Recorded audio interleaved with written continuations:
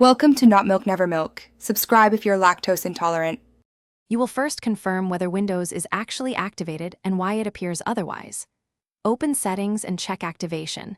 Jot down any displayed error codes. Make sure you sign in with the Microsoft account tied to the license if applicable. If you have a product key, find the original purchase receipt or device sticker. Once done, you'll know if this is a license mismatch, digital entitlement issue, or an account association problem.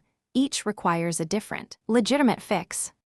You should use Microsoft's built-in tools and support routes rather than attempting any unsupported bypass. Run the activation troubleshooter. It can relink a digital license automatically. If you legitimately own a key, use Change Product Key in Settings to enter it. If the troubleshooter fails, collect your device ID, error code, and proof of purchase so you can contact Microsoft support. These steps resolve most activation conflicts. Without risking license violations, finish by escalating to official support if previous steps don't work. You can open the Contact Support app or sign into your Microsoft account and request activation help. Provide the device ID and proof of purchase.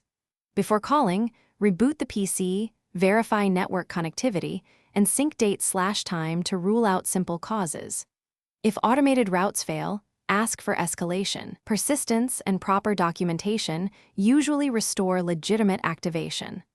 Troubleshooting tip: if denied,